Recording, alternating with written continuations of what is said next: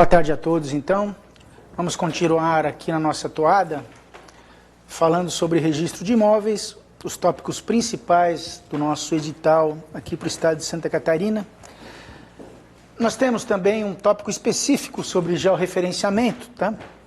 Apenas lembrando que o georreferenciamento ele está intimamente ligado ao princípio da especialidade objetiva, ou seja, através do georreferenciamento, nós conseguimos efetivamente descrever o imóvel rural, uma vez que o georreferenciamento é aplicável a imóveis rurais, de uma maneira precisa. Tá? É uma técnica, portanto, de descrição dos imóveis rurais, que é feita a partir de um memorial descritivo, assinado por profissional habilitado, com RT, anotação de responsabilidade técnica, que visa identificar os vértices definidores, as coordenadas dos vértices definidores, dos limites dos imóveis rurais, tá? Que passam a ser, então, georreferenciados, de tal sorte que qualquer sobreposição de área é constatada pelo sistema SIGEF do INCRA. Tá? Então, à medida que o imóvel é georreferenciado, os oficiais registradores eles têm uma senha por meio de certificação digital, eles entram no SIGEF, aquele imóvel ele já foi inserido no sistema pelo próprio interessado, e o registrador, então, é habilitado para fazer o registro desse georreferenciamento. Tá? Se o imóvel rural não possui o georreferenciamento e há necessidade de inserção dessa técnica de descrição, desde que a inserção não altere as medidas perimetrais, ela pode ser feita por meio de uma retificação simples. À medida que a alteração das medidas perimetrais, há necessidade, então, de que seja feita por meio de uma retificação complexa. Tá? Então, mesmo que o imóvel já tenha sido submetido a uma retificação de área complexa, caso agora, com a necessidade de georreferenciamento, haja necessidade de inserir as coordenadas geodésicas, o oficial há de verificar se as medidas perimetrais serão afetadas ou não. Se o forem, há necessidade de uma nova retificação complexa para inserção do georreferenciamento. Tudo bem?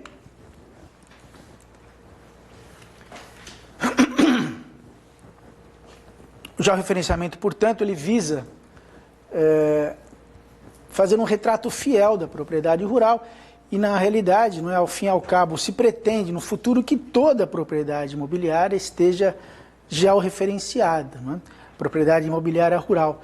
De tal sorte, não é, que nós temos um sistema que se chama um software, né, um métrica, que ele, através da adoção dessas medidas, a gente vai preenchendo todos os espaços, de tal sorte, não é, que no futuro, quem sabe, né, todo esse espaço esteja preenchido com os imóveis rurais georreferenciados, tá? É o que nos aguarda o futuro. E a necessidade, então, desse georreferenciamento, os prazos para esse georreferenciamento, eles vêm sendo paulatinamente ampliados, né? Ou seja, atualmente, nós temos, para que imóveis acima de 25 hectares já devem estar georreferenciados a partir de 20 de novembro desse ano, tá? Sendo que, presentemente, os maiores de 100 hectares, eles já devem estar referenciados. 100 hectares equivale a 1 milhão de metros quadrados, tá? 25 hectares equivale a 250 mil metros quadrados. Muito bem. Dito isso sobre georreferenciamento, um outro tópico do nosso estudo, tá, se refere a terrenos de marinha. Terrenos de marinha que, aqui na cidade de Florianópolis, ele é muito importante o seu estudo, né? Por quê? Porque todos esses terrenos à margem, não é? Que margeiam, que são margeados, uma vez que Florianópolis é uma ilha e que são margeados pelo oceano, eles estão submetidos a esse regime dos terrenos de marinha. Tá? É necessário, então, pelo menos brevemente, enunciar alguns conceitos aqui em relação aos terrenos de marinha. Em primeiro lugar, é preciso conhecer a definição do que é considerado terreno de marinha. Nós temos, então, uma linha que foi definida, tá, por um decreto lá de 1946, que toma por base o que? A pré-amar média de um ano de 1831. A partir dessa linha de pré-amar médio, que é a linha da maré cheia, não é? Que é a média das marés cheias de todo o ano de 1831, são medidos 33 metros. Tá? E o terreno de marinha, ele se expande por esses 33 metros. Obviamente que não apenas os terrenos que são banhados pelo mar, mas também os terrenos banhados por rios que sofrem a influência do mar. Tá? Tá lá no parágrafo 2º desse decreto de 46, que qualquer oscilação nos rios maior de 5 centímetros implica que esses rios eles são influenciados por marés. Consequentemente, nesses rios, como é o caso do rio Itajaí, não é? Que atravessa ali a cidade de Gaspar, onde está localizada a serventia de registro de imóveis, e esse rio é considerado um rio que sofre influência de marés e, portanto, temos então as suas margens os terrenos de marinha. Tá? Aqui alguns conceitos, né, apenas para se poder, na realidade, entender esse conceito de pré-amar. Tá? Pré-amar é, portanto, esse ponto mais alto a que sobe a maré, e deveria ser feita uma média do ano de 1831. O problema é que que a Secretaria do Patrimônio da União ela alega que faltam meios técnicos para se identificar com precisão essa linha de pré-amar média do ano de 1931. Tá?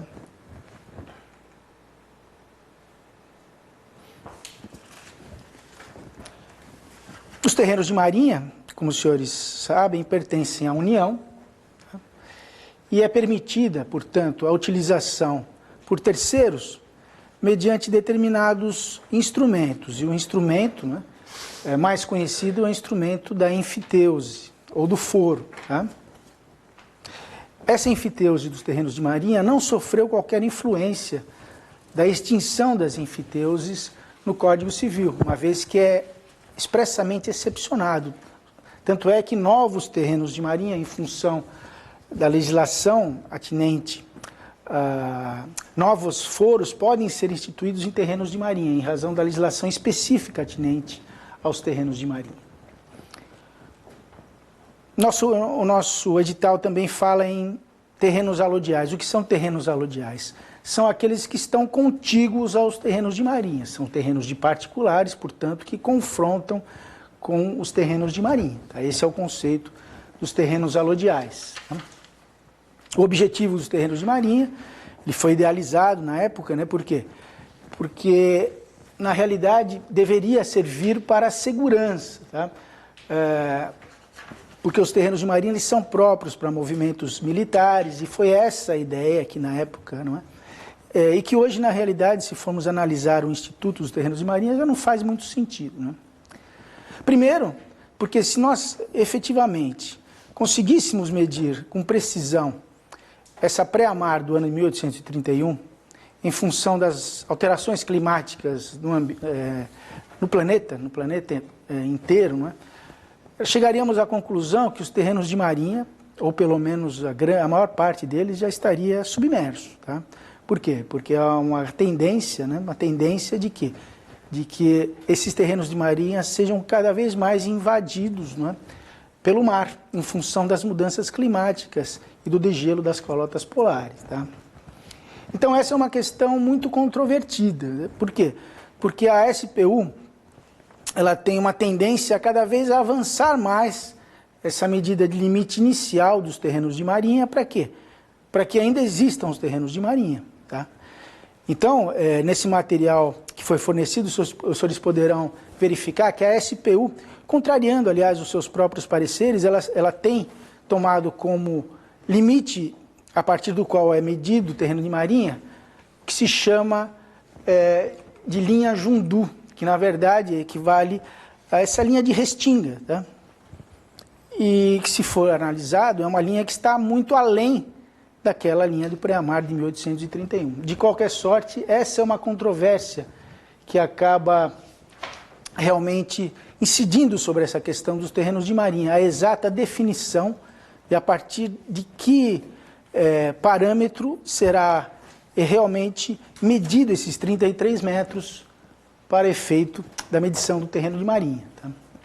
E que a SPU, infelizmente, não está se desempenhando a contento com relação a isso.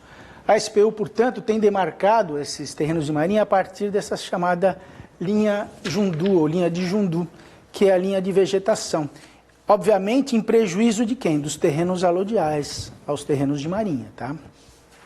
Apenas para inserir uma discussão sobre esse tema, que é uma discussão recorrente, para quem não tem muito contato com a questão dos terrenos de marinha, essa é uma questão muito candente, né, que tem suscitado muitos questionamentos judiciais sobre a efetividade da real existência do terreno de marinha. Tá?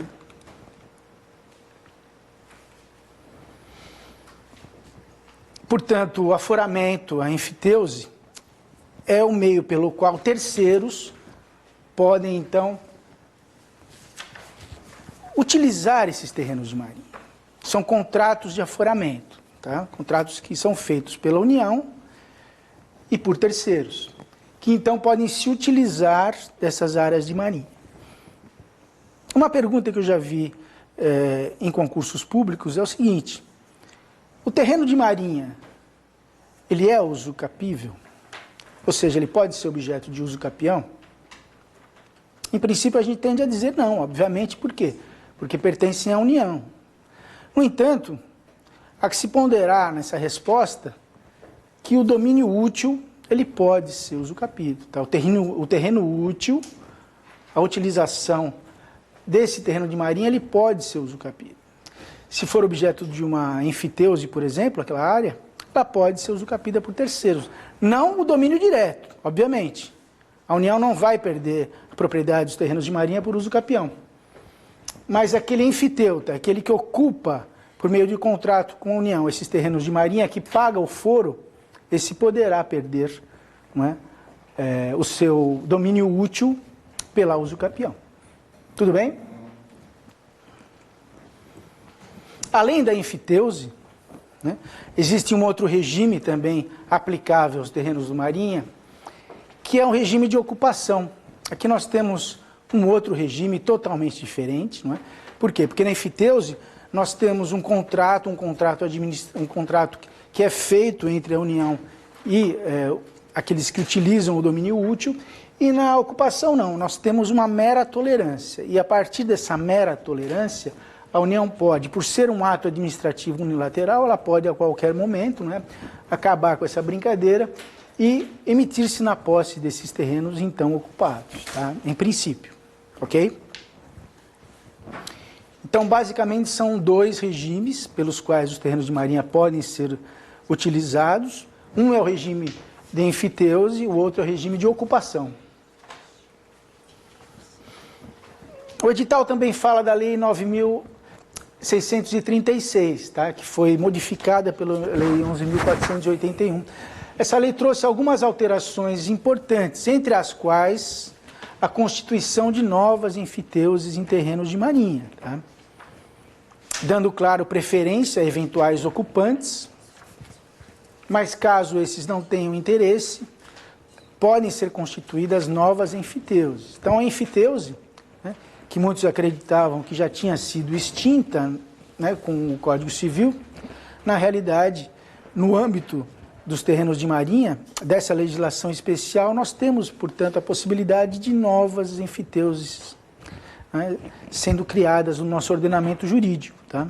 Então, para aqueles que achavam que o direito de superfície substituiu a enfiteuse, aquele instituto arcaico, né, saibam, portanto, que ela continua viva em nosso ordenamento jurídico, né, e gerando seus efeitos com a constituição, inclusive, de novas enfiteuses. Tá? Uma questão importante, porque envolve números, né? Muitas vezes o legislador se preocupa com isso, tá? Apenas para dizer que, com relação aos terrenos de marinha, tanto os foreiros, os enfiteutas, quanto os ocupantes, eles estão sujeitos, não é, ao pagamento de taxas. Tá? Então, não é por ser ocupação, que é um ato precário de tolerância da administração, que a União deixará de cobrar desses ocupantes. Eles pagarão e pagarão mais caro do que aquele que utiliza a área de terreno de marinha por meio da enfiteuse. Tá?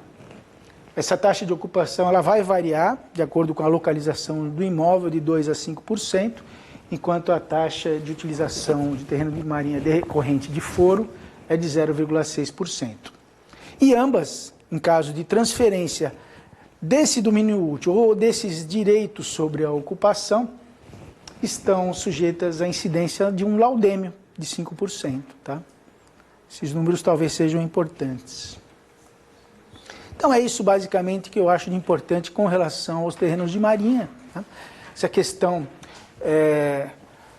da demarcação dessa pré-amar, não é, do ano de 1931, que é muito candente, né?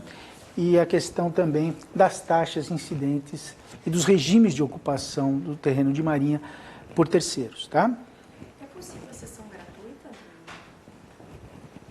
do direito ao domínio útil para os anfitriões? É possível. A transferência, na realidade, que é feita do domínio útil por esse terceiro, por esse particular, ela pode ser feita a título oneroso ou gratuito. Tá?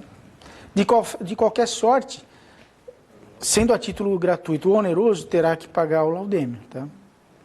O laudêmio, existe uma porcentagem sobre aquele valor daquela determinada área ocupada ou da área que é objeto de foro. Tá? Isso integraria no espólio, por exemplo? Sim. O certificado de ocupação é o mesmo processo da enfiteuse para registro e cartório? Ou ele não há registro? Veja, essa área que é objeto ou de foro ou de terreno de ocupação, ambas são passíveis de ingresso no registro imobiliário, ambas por ingresso por meio de averbação. Tá? Eu entendo que, na realidade, é a averbação que vai, tanto no caso do foro quanto no caso da ocupação, que vai ingressar nessa matrícula imobiliária. Tá? Muito bem, senhores. Dito isso, passamos então aqui para comentar algumas questões acerca da usucapião extrajudicial ou usucapião administrativa, tá? Que é um instrumento muito importante naquela mesma linha de desjudicialização de competências exclusivas do Poder Judiciário que passam a ser abarcadas também pelas serventias extrajudiciais. Nós temos, portanto, o Instituto da Usucapião Administrativa foi inserido no ordenamento. Já havia de forma pontual, não é, na Lei 11.977, no que se refere à aquisição do título decorrente de legitimação de posse. O que o novo Código de Processo Civil fez foi universalizar a usucapião administrativa, ou seja, o novo Código de Processo Civil, a Lei 13.105, ela não criou a usucapião administrativa, mas podemos dizer que ela universalizou o Instituto, tá? Que antes era aplicável de forma restrita nas regularizações fundiárias da 11.977, sendo que toda a parte de regularização fundiária da Lei 11.977, ela foi revogada pela Lei 13.465, tá? Muito bem.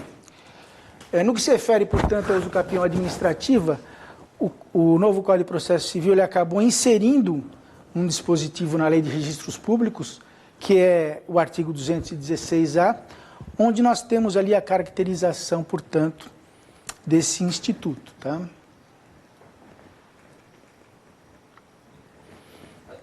E as principais características desse instituto são, primeiro, é que a usucapião administrativa ela é opcional. Ou seja, aquele interessado ele pode optar entre a via extrajudicial ou a via judicial. Tá? E mais, pode estar tramitando uma ação judicial sobre a usucapião e a parte ingressar com um pedido administrativo. Não há qualquer conflito no que se refere a isso, tá? Desde que não haja coisa julgada. Tá? Uma vez que haja uma coisa julgada no âmbito judicial, isso sim impede qualquer eventual tramitação da usucapião administrativa. Mas o fato de um mero processo administrativo, um mero processo judicial de uso capião estar tramitando, isso não impede que a uso capião extrajudicial seja reconhecida e registrada. Tá?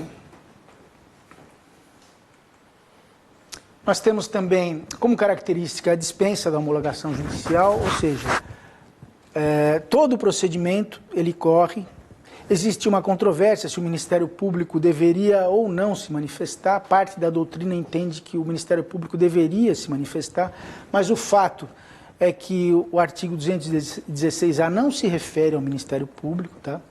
Eu tenho por mim que aqueles casos em que a uso capião extrajudicial ou administrativa tende, não é, a legalizar loteamentos irregulares, ou seja, aquelas determinadas situações em que pode estar havendo um déficit ambiental, eu entendo que o Ministério Público deve ser ouvido. Tá? Nesses casos, eu tenho enviado esses autos ao Ministério Público lá da comarca de Gaspar. Mas é um posicionamento pessoal. Tá? Existem aqueles que entendem que o Ministério Público deve se manifestar em todas as usucapiões administrativas ou judiciais, e aqueles que entendem que o Ministério Público não deve, na realidade, emitir qualquer parecer, uma vez que o artigo 216A não faz referência ao Ministério Público. Tá? Nós temos também, como característica, a ausência de litígio, né, na usucapião administrativa ou extrajudicial. Ou seja, os registros da usucapião extrajudicial só é feito, né, desde que todos os confrontantes concordem e todos aqueles titulares de eventuais direitos reais sobre aquela área usucapida também concordem. Tá? Expressa ou tacitamente, como a gente vai verificar. Também não pode haver interesse de incapaz envolvido, isso inviabiliza a via administrativa. Tá? E também como característica que a usucapião extrajudicial ela pode servir também como um dos instrumentos da regularização fundiária. Não é? Tá? Além disso, por ser um procedimento administrativo, não gera coisa julgada.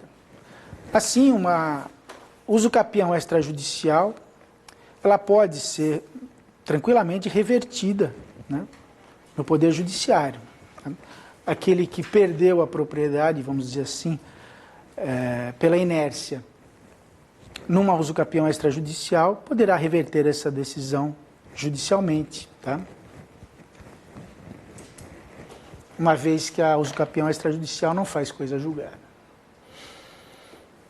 O CNJ, ele regulamentou o artigo 216A por meio do provimento 65 de 2017. Ele estabeleceu algumas diretrizes importantes. Uma delas, eu já adianto, não é, e que os senhores devem guardar, é a seguinte: ela cria uma exceção àquela regra básica do tabelionato de notas de que os interessados podem escolher qualquer tabelião do país. Tá? Efetivamente, se formos entabular uma escritura de compra e venda, podemos, não é, escolher aí o tabelião de qualquer ponto do país, esteja o imóvel localizado em qualquer outro ponto do país e as partes residentes em qualquer outro ponto do país. Já no que se refere ao usucapião extrajudicial, não. Tá? O CNJ entendeu, com razão a meu ver, não é, que a usucapião extrajudicial deve tramitar naquela comarca, no que se refere ao serviço extrajudicial, não é, naquela comarca onde está localizado o registro de imóveis. Tá? Ou seja, em princípio, é necessário uma ata notarial obrigatória, não é? E essa ata notarial, o único competente para realizá-la é aquele tabelião, ou aqui no caso, não é, de Santa Catarina, nos escrivães de paz, que também têm essa competência, responsáveis por aquele município. Tá? Se houver subdivisão em circunscrições, aquele responsável por aquela área onde está, pela circunscrição onde está localizado aquele imóvel a ser objeto da ata notarial de uso capião. Ok? Então, uma exceção à regra da livre escolha do tabelião de notas. Tá? Foi estipulada por meio de provimento, é verdade, mas eu entendo que é um provimento que teve por bem adequar procedimento da 216A à realidade, não é? Porque, efetivamente, durante um determinado período, até a edição desse provimento, era muito comum receber ali atas notariais de outros tabeliões que, na verdade, não faziam qualquer entrevista ali, não faziam trabalho de campo, não é, que é necessário na usucapião extrajudicial. Então, o tabelião de notas, ou o escrivão de paz, ele tem um serviço importante a cumprir na usucapião extrajudicial. Tá? Então, não basta simplesmente arrolar ali os documentos. Ele tem que o quê? Comprovar a posse. E essa comprovação da posse se faz mediante entrevistas com, claro, documentadas ali, não é? Na ata notarial, com os confrontantes, tá? Para que forneça subsídios, né? Para que o registrador efetivamente reconheça essa usucapião extrajudicial. Tá?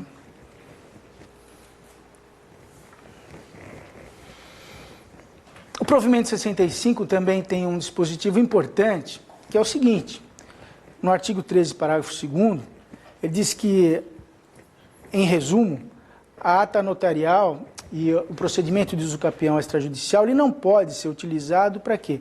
Para se furtar o pagamento de impostos. Tá? Ou seja, todo esse procedimento de usucapião extrajudicial e aquisição originária, né, desse direito real de propriedade, ele não pode efetivamente camuflar, né, uma compra e venda, né, como muitas vezes ocorre, né, nas retificações diárias, como expliquei anteriormente. Então ela não pode servir como burla, tá, aos requisitos necessários, aos princípios do direito notarial e registral. Tá? E se o registrador perceber, ou o próprio notário, quando realiza a ata notarial, esse pedido, então, do interessado, ele deve ser negado. Tá?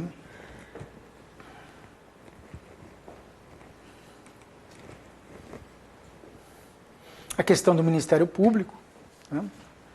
Ou seja, como há essa omissão da participação do Ministério Público, tem-se entendido, não é, que o Ministério Público efetivamente não deve ser ouvido. Lá em Gaspar, eu entrei em contato com a promotora, expliquei a situação. Ela disse que não quer receber nenhum processo de usucapião administrativa lá, então eu posso ficar tranquilo em relação a isso. Mas, de qualquer sorte, eu achei interessante ter esse contato. Por quê? Porque existe essa controvérsia na doutrina. Tá? Então, eu recomendo aos senhores que façam os mesmos quando assumirem as suas respectivas serventias de registro imobiliário. Tá?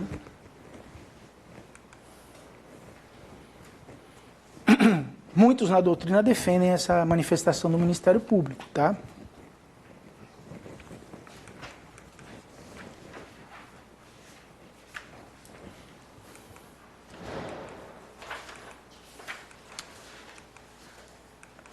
Na verdade, todos os direitos reais, e não só o direito de propriedade, eles podem ser objetos de usucapião. Eu mesmo citei há pouco o quê? O domínio útil dos terrenos de marinha, que podem ser objeto de usucapião. Da mesma forma, o direito de superfície, o usufruto, o uso, o domínio direto, eles podem ser objetos, são usucapíveis. Tá? Uma outra observação importante. Nós sabemos que é perfeitamente possível a usucapião de bens móveis. Tá? Entretanto, a usucapião extrajudicial de bens móveis ela é vedada. Por quê? Porque toda a conformação do Instituto, tá, e a própria inserção desse Instituto na Lei de Registros Públicos indicam que a usucapião extrajudicial é exclusiva a bens imóveis. Tá? Não é possível o reconhecimento de usucapião de bens móveis no âmbito extrajudicial. Tudo bem?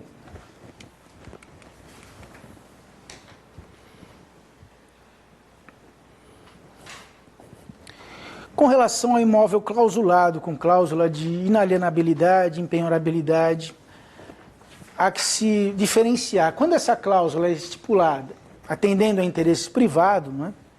Ou seja, aquele doador resolve clausular aquele bem doado ou num testamento, né?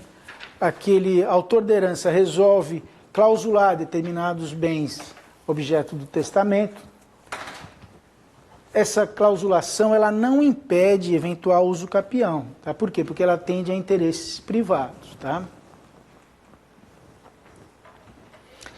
Já em outras situações, o entendimento é que a uso capião administrativo extrajudicial não se aplica. Como, por exemplo, o caso de imóvel com ordem judicial de indisponibilidade. Tá? Quando existe uma inalienabilidade legal e não uma inalienabilidade convencional atendendo a interesses privados, tá?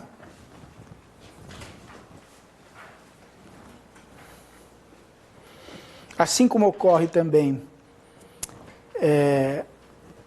nos inventários extrajudiciais e nas separações e divórcios extrajudiciais, há necessidade da presença de advogado. Tá? Essa presença de advogado ela é criticada por alguns doutrinadores. Tá? O Leonardo Brandelli é um que se insurge contra isso, afinal de contas, tanto o tabelião, no caso da ata notarial, quanto o oficial registrador de imóveis são profissionais do direito. Ele entende descabida essa exigência legal, fruto apenas, não é, de uma intervenção corporativa na aprovação das leis. Ele também se insurge com relação a isso, mas, de qualquer forma, está ali plasmado a necessidade de presença de advogado para representar o interesse, então, dessa parte. Tá? No procedimento de uso capião extrajudicial.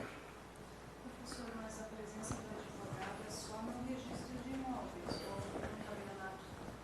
Não, no tabelionato também.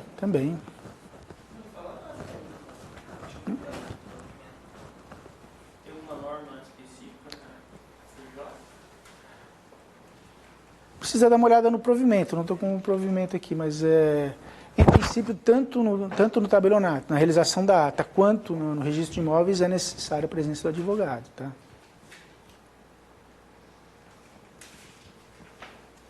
Com relação aos tipos de uso capião, na realidade, todos os tipos de uso capião são passíveis de serem reconhecidos pela via extrajudicial, com exceção, tá?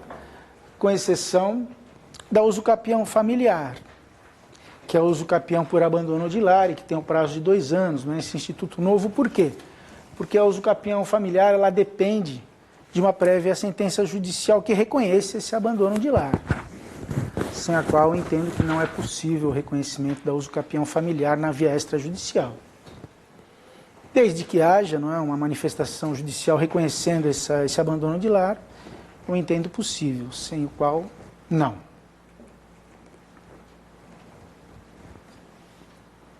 No que se refere às notificações, né, nós vimos, né, que o oficial registrador ele é responsável por, pode realizar várias notificações no âmbito dos seus serviços, e o artigo 216-A, ele prevê também essa atuação do oficial registrador. Então, sempre que essa planta não contém a assinatura de algum dos titulares do direito real, quer seja algum direito real de garantia incidente sobre esse imóvel a ser garantido, quer seja em relação aos confinantes, aos confrontantes, há necessidade que eles sejam notificados. Tá? Essa notificação ela teve uma modificação importante com a Lei 13.465. Tá? Por quê? Porque na redação original do artigo 216-A, que foi criado, né, pelo novo Código de Processo Civil, o silêncio do notificado, no caso da notificação por edital, ela era entendida como discordância. A Lei 13.465, em função do empecilho ao reconhecimento que esse entendimento legislativo gerava para a uso capião extrajudicial, para o reconhecimento da uso capião extrajudicial, entendeu-se por bem alterar, não é? Exatamente em sentido oposto. Então, agora, o que nós temos? que o silêncio daquele notificado por edital, ele implicará em concordância. Tá? Isso facilitou em muito, portanto, o reconhecimento da usucapião extrajudicial. Tá?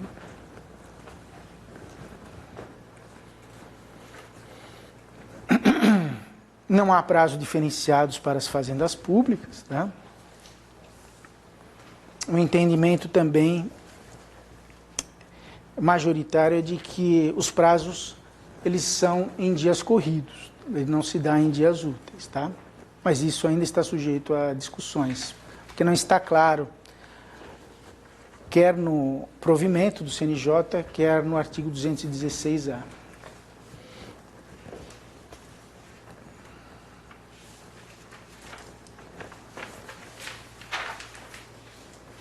E quem serão os destinatários dessas notificações? Nós temos o proprietário do imóvel usucapido, tá? Os proprietários dos imóveis confinantes e detentores de direitos sobre o imóvel usucapido e detentores de direitos sobre os imóveis confinantes. Também devem ser notificados, tá?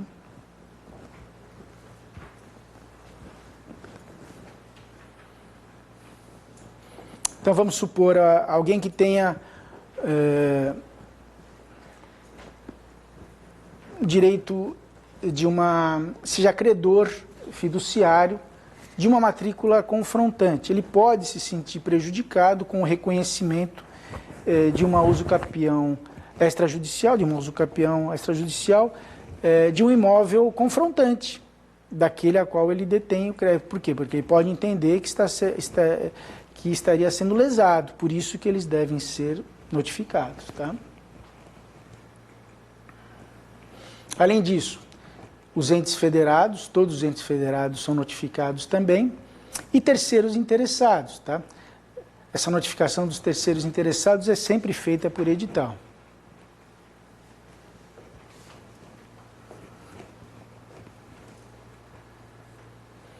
Esse, portanto, é um edital obrigatório.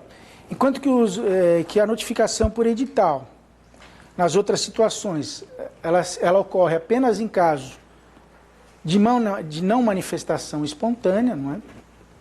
Nesses casos, dos terceiros interessados, a notificação por edital é obrigatória.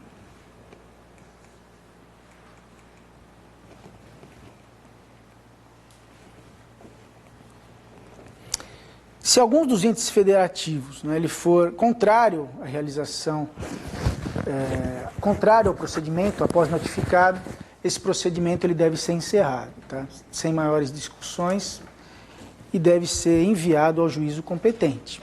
Por quê? Porque uma das características básicas que nós vimos aqui no começo dessa explanação sobre a usucapião extrajudicial é a não litigiosidade, ou seja, a partir do momento que algum ente federado se insurge, não há mais como se realizar o reconhecimento da usucapião pela via extrajudicial. Sim, a qualquer tempo. Não tem, porque os prazos, na realidade, quando se aplica em relação ao poder público, são prazos impróprios, na verdade, né? São prazos impróprios, né?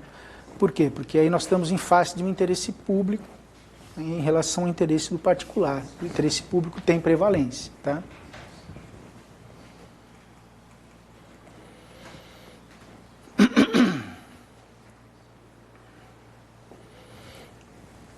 Há uma tendência, não é, nessa nova onda de desjudicialização que se atribua para os oficiais registradores atribuições que a eles eram estranhas até há pouco tempo atrás. Por exemplo, a realização de diligências, a solicitação de novos documentos, mesmo a oitiva de testemunhas, tudo isso, né, é possível de se realizar no âmbito da usucapião extrajudicial.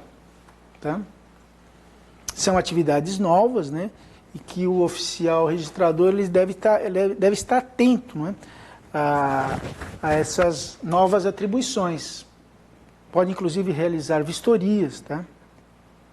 Então, aquela figura do oficial que só mexe com documentos, que fica ali isolado ali no escritório, essa figura com esses novos meios de desjudicialização, e essa atribuição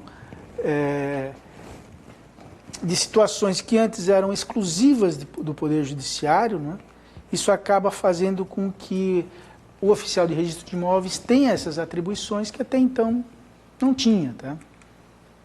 Ou tinha muito pouco. No caso das retificações de área, é possível efetivamente realizar vistorias. Mas efetivamente com o uso capião extrajudicial, isso se ampliou muito, né? O que diz o artigo 216-A? Quando houver impugnação por algum desses notificados em relação ao uso capião extrajudicial. A Lei de Registros Públicos, né, por meio do artigo 216-A, determina que seja enviado ao juízo e encerrado o procedimento. Só que aqui existe uma distinção em relação à normatização, ao provimento 65/2007. Por quê? Porque tendo em vista, não é, a efetividade, né, dessa desjudicialização, dessa transferência de atribuições ao serviço extrajudicial, o CNJ entendeu que antes de se remeter ao juízo, o registro de imóveis ele deve tentar uma autocomposição, uma nova atribuição também, tá? Uma nova atribuição dos oficiais registradores. Então houve uma inovação aí do provimento 65, tá? Coloquei até umas exclamações aí. Ou seja, nós verificamos uma dissintonia, enquanto que a lei determina o envio ao juízo, a regulamentação diz, não, tudo bem, mas antes de remeter ao juízo, vamos tentar compor, tá?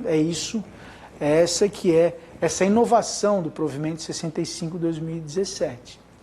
Que a ideia foi efetivamente interessante, tá? Para evitar o processo judicial. O problema que eu vejo, tá, é que essas novas atribuições que estão sendo oferidas ao oficial registrador, elas carecem de uma maior efetividade, no sentido de que o oficial registrador ele não tem poder de polícia, né? Então, vamos dizer que ele intime as partes para comparecer, para tentar compor as partes, né? E não aparece ninguém lá, o que ele vai fazer? Entendeu?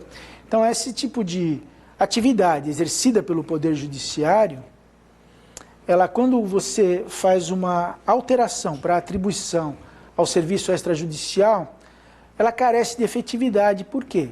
Exatamente porque o oficial de registro, embora tenha fé pública, embora exerça uma função pública, em caráter privado, ele não tem poder de polícia. Então, eu sinto que talvez, não é, esse dispositivo aí do provimento, do artigo 18, careça de efetividade, né? Mas quem viver, verá.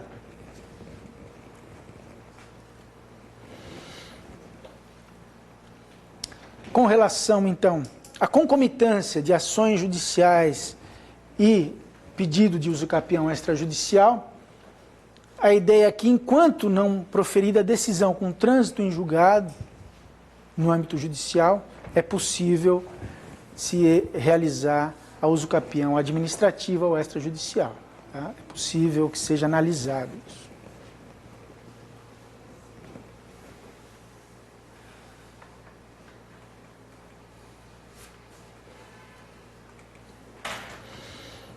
O provimento 65/2017, ele acabou prevendo mais, não é, uma espécie de justificação administrativa que seria realizada perante o registrador de imóveis, tá? Onde pode ser produzida qualquer prova possível no nosso ordenamento, tá? No capítulo 12 do Código de Processo Civil, que também é uma situação inédita para o registro de imóveis, né? Os oficiais de registro de imóveis, eles terão que realmente verificar como que eles vão proceder a essa atividade de justificação administrativa, tá? Justificação administrativa essa que visa efetivamente demonstrar a natureza da posse. Ou seja, se o oficial registrador não se convencer da natureza, do tempo da posse, ele pode se aprofundar e produzir prova, tá? É uma novidade, tá? Uma novidade. Efetivamente, essa essa busca ativa de prova pelo oficial registrador, eu entendo que, de certa forma, acaba infirmando a sua imparcialidade. Mas, de qualquer sorte, não é? Está lá plasmado no parágrafo 15º do artigo 216-A.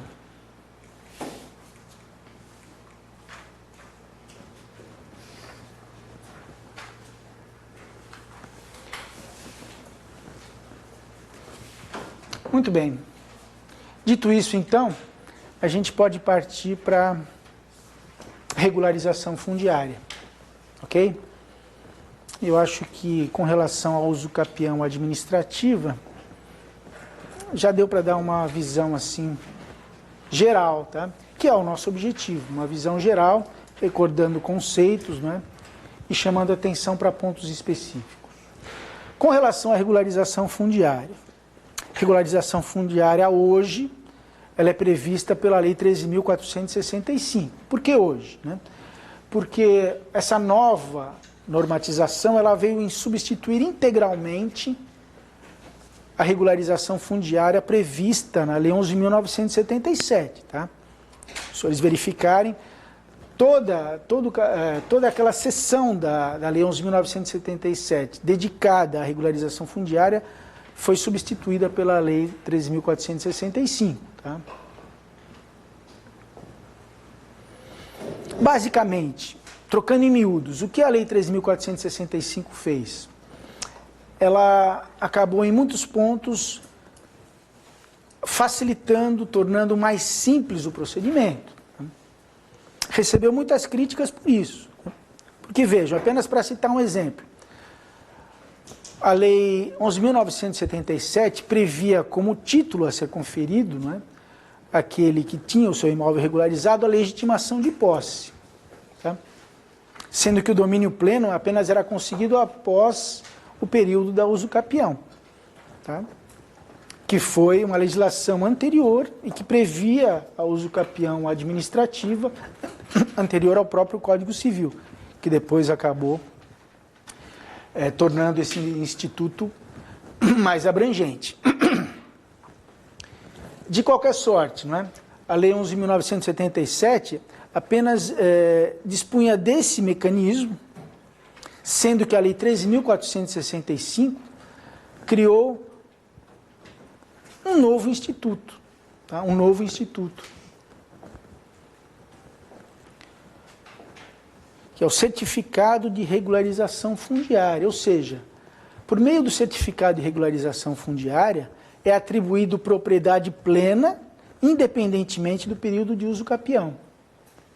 E se por um lado facilitou em muito, não é, a vida daqueles que pretendem ter o seu imóvel regularizado, por outro lado, grande parte da doutrina, né, tem se insurgido contra esses mecanismos da Lei 13.465.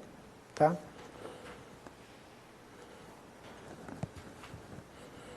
Efetivamente, a legitimação fundiária, o certificado de regularização fundiária, são instrumentos que, segundo parte da doutrina, acabam vulnerando o direito de propriedade.